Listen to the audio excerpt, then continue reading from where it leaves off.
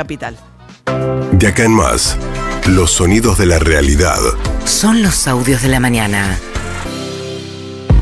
Bien, un día también con incertidumbre respecto de qué va a pasar con el transporte en el área metropolitana en el horario del regreso. ¿Por qué? Porque, bueno, la UTA dijo que dependerá de cómo se liquiden hoy los salarios de los colectiveros, si van al paro a la tarde o no. Sí. Esto tiene que ver con una puja con el gobierno por el monto de los subsidios y cuánto esos subsidios cubren, ¿no? El incremento salarial previsto por la paritaria la UTA. Sí, como los salarios se van a ir depositando durante la jornada, los trabajadores no van a saber si viene con aumento o no. Ahora, los empresarios ya dijeron que en su gran mayoría no van a cobrar con el aumento. Entonces van a esperar hasta las 6 de la tarde, cuando cierra de alguna manera el clearing bancario, y ahí van a decidir si se van al paro a partir de ese momento y en las empresas que no se pagó el aumento. Esa es la principal incógnita de hoy, sobre todo en el área metropolitana. Otra cuestión también pendiente es qué va a pasar con camioneros. Pablo Moyano, el titular de integrante en realidad del triunviro de la CGT. Sí. El padre lo corrió de camioneros,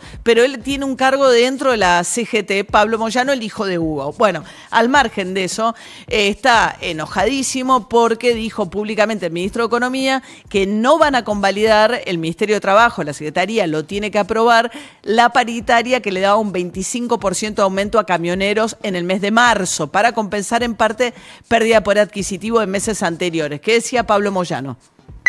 Los empresarios, lo hemos dicho y lo digo públicamente, lo van a tener que pagar, o por las buenas o por las malas, pero el trabajador camionero va a tener que cobrar el 25% en marzo, más el aumento del 2% de distintas convenios colectivos de trabajo de otras ramas.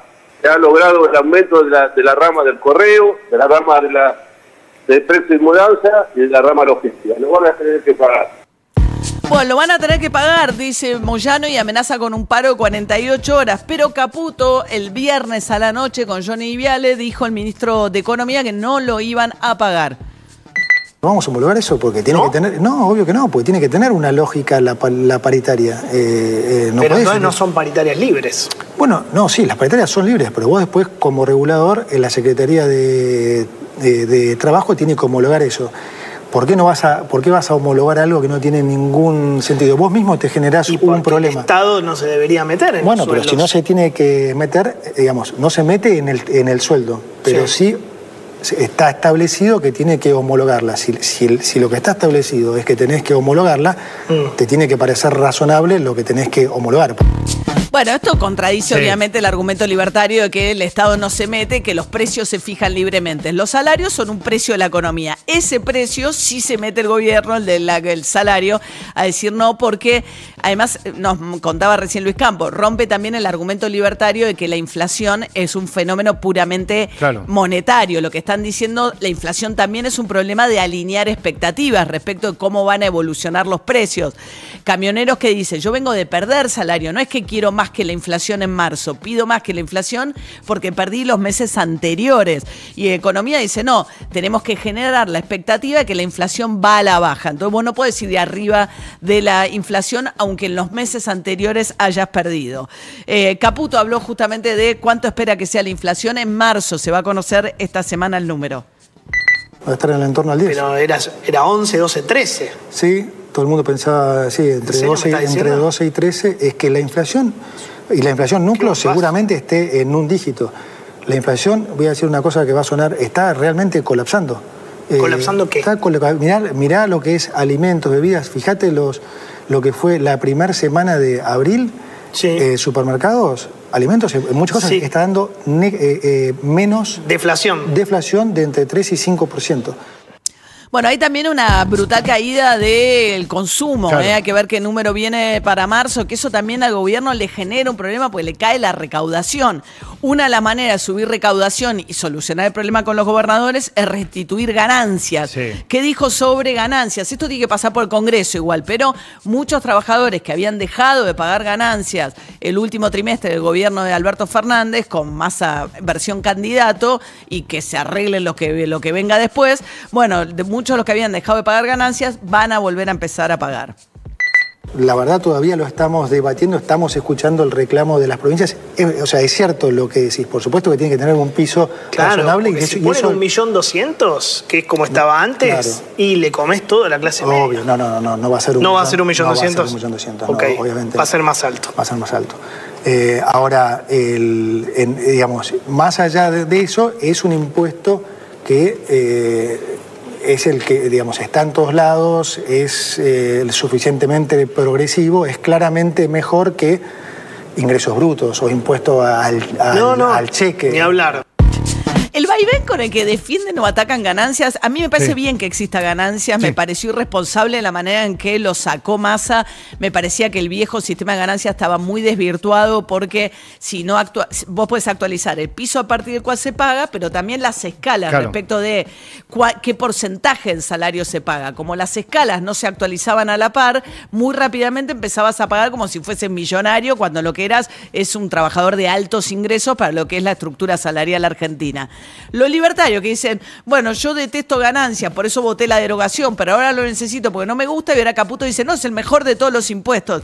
Yo la verdad es que de todas las versiones coincido con esta última. Sí, es el más progresista de los impuestos. De los impuestos, pero bueno, a partir de 1,5 millones dijo que van a volver a pagarlo. Lo que pasa es que también es un poco una tormenta perfecta para sectores medios que tienen desatado lo que tiene que ver con las prepagas. Sí. Incluso el gobierno está reconsiderando que se fueron de mambo. Fue un poco la mano, dijo. Claro, porque entienden además que hay cartelización, que las empresas de medicina prepaga se ponen de acuerdo, pues son poquitas, en qué incremento van a ir a ver, y ahí no hay libre competencia. O sea, la idea de que el mercado es perfecto y genera situaciones ideales de competencia, bueno, en la realidad, si son poquitas, se ponen de acuerdo.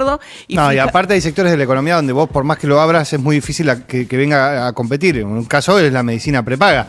Y vos lo comparás lo que hicieron con la inflación y te das cuenta ahí la diferencia. La inflación acumulada de diciembre, febrero te da 77% y el aumento de las prepagas te da 160%. Es cierto que los costos de la medicina son distintos, pero tampoco tanto. Pero tampoco tanto. Además, sectores que no tienen otra opción, que no tienen a dónde irse. Además, porque no te toman, digamos, si vos tenés una determinada y te querés ir de tu prepaga, es costosísimo.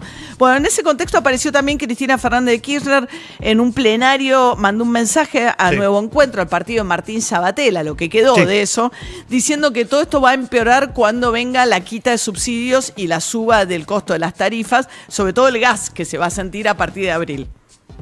El cuadro se agrava cada vez más, agregándose ahora la cuestión del precio de los servicios públicos esenciales. El aumento de las tarifas, que en realidad debe implicar ni más ni menos que discutir o rediscutir la cuestión energética y su marco regulatorio en Argentina, significarán, sin lugar a dudas, un punto de inflexión en los tiempos que vienen. Deuda externa y energía deben ser dos vectores que se entrecrucen en la construcción de una Argentina diferente.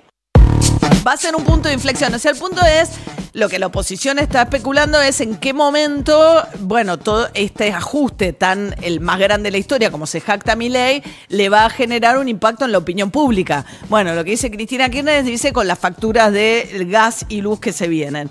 Mientras tanto, Berti Venegas Lynch, diputado nacional, el hijo de quien Milei considera su ideólogo número 1, quien participó ayer del lanzamiento del partido La Libertad Avanza, que encabezó Karina Milei, empezando a afiliar personas aquí en un bar muy cerquita de la radio, en Palermo.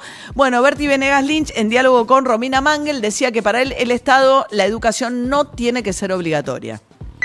Yo no creo en la obligatoriedad de la educación. ¿No crees que tienen que...? Yo particularmente no. No. ¿Qué hacen? No, eso es responsabilidad de los padres. Vos a tu hijo le querés dar lo mejor.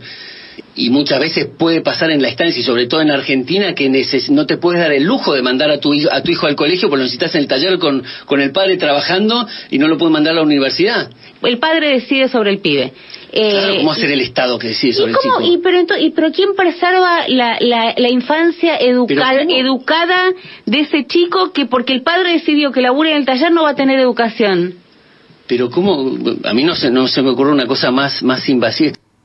Bueno, lo peor de todo es que él, digamos, hay gente que cree que prefiere educar a sus hijos sin la intervención del Estado, digamos, qué sé yo, hay algunas comunidades hippies en Estados Unidos o algunas comunidades religiosas, etcétera. Su argumento es peor todavía, porque es el padre lo necesita en el taller, o sea, la idea de que la gente pobre... Es un argumento muy feudal. Claro, entonces la idea de que, en todo caso, el trabajo infantil está prohibido en la Argentina, la ley de educación obligatoria la instauró Roca, un presidente que Milei admira, porque fue de alguna manera el que sentó las bases del Estado Nacional, entre otras cosas con la conformación territorial de la conquista del desierto, y la obligación se fue extendiendo, porque toda la evidencia indica que la mejor manera de progreso y crecimiento tiene que ver con la educación, y se fue extendiendo, ahora es obligatoria a los 4 años hasta el secundario en todo el país. Claro, pero lo establece como la educación como algo que es un requisito para un sector de la sociedad, no para toda la sociedad. Venegas Lynch, claro. Bueno, que cada uno haga lo que quiere. Mientras tanto, Javier Milei se emitió por CNN, hablábamos el otro día nosotros con Andrés Oppenheimer, el periodista de CNN que lo entrevistó, dio en 2 etapas el reportaje. Este es un tramo del segundo reportaje. En el primero había hablado de Conan como si estuviera vivo, dijo que él visitaba a sus 5 perros cotidianamente en unos caniles que le construyó en Olivos. Muchos decían, bueno, pero ¿por qué no le preguntó si Conan supuestamente falleció en el 2017, el perro que después clonó Milei? Es raro, es un tema tabú el tema de los perros. Me parece que Oppenheimer fue mucho más lejos que muchos colegas argentinos, porque está prohibido preguntarle por los perros, entonces buscó como un rodeo, le dijo qué hace a la mañana. Al lado de las rutinas, los hobbies, qué hace para desactivar un poco. Le hizo a propósito como para que entrara por ahí, pero después no le preguntó, ¿Conan está vivo o está muerto? Bueno, Javier Milei en el segundo tramo del reportaje. Hay cárceles que se diseñaron y se hicieron en un determinado momento de la historia, pero el crecimiento de la población hizo que eso quedara una zona urbanizada. Entonces, ¿qué es lo que estamos pensando hacer? Vender esas cárceles a empresas que se dedican al real estate y que esa empresa financie la construcción de una nueva cárcel alejado de la ciudad. Y entonces nos vamos a una cárcel de mayor seguridad, de mejor calidad, de mejores prestaciones, más grandes y sin gastar un solo peso. Bueno, veremos cuáles son también, la idea es pseudoprivatizar el sistema carcelario. Esto existe en Estados Unidos, ¿no? Entregarle el desarrollo de negocios inmobiliarios. Vos tenés la cárcel de Devoto, por ejemplo, como ejemplo de... máximo, me parece, de un barrio que se valorizó muchísimo, además con todo el polo gastronómico que hay ahora en Devoto, a pesar de que muchos vecinos se quejan de lo que eso significa para la fisonomía tradicional del barrio. Vos tenés un polo como Devoto con una cárcel en una de las zonas ahora más o muy cotizadas de la ciudad de Buenos Aires. Entonces, si le doy a una empresa desarrolladora de proyectos inmobiliarios esa cárcel de Devoto y que a cambio me construya una cárcel en algún lado, tienen que poner la cárcel, no sé, en algún lugar. También eso significa, para la familia, supuestamente, estar cerca de los presos es muy costoso muchas veces para la yo sé que esto a nadie le importa, debería importarnos porque la reinserción es importante. Bueno, es por ley que los presos tienen que estar lo más cerca posible de su familia. Claro, vos sabés que hay muchos estudios que muestran que las mujeres en cárceles reciben mucho menos las visitas de sus parejas y sus familias que los varones, pues las mujeres visitan mucho más. Pero también estar lejos significa muchas veces la dificultad de ir a visitar a esa persona. Bueno, mientras tanto, el presidente de Ecuador, Daniel Noboa, un empresario, hijo del empresario bananero más rico del país, que llegó inesperadamente a la presidencia, es el presidente más joven de la región, permitió que la policía ecuatoriana entrara a la embajada de México en Ecuador para llevarse al ex vicepresidente de Correa, que estaba asilado en esa embajada por causa de corrupción. Para no enfrentar esa causa de corrupción y que no lo detuvieran, se pide asilo en la Embajada de México y se queda a vivir ahí. La Convención de Viena protege las embajadas. ¿Qué hizo Noboa? Ignoró totalmente los tratados internacionales, cosa que le ha reprochado la OEA al gobierno norteamericano, incluso al gobierno argentino, y permitió el ingreso de la policía ecuatoriana, razón por la cual el presidente de México rompió relaciones con Ecuador. Es increíble el nivel de turbulencia que estamos teniendo en la región, en Latinoamérica con conflictos impensados. Bueno, la reacción de Rafael Correa, el expresidente de Ecuador, también acusado de corrupción, pero él se exilió en Bélgica porque su mujer es de ese origen.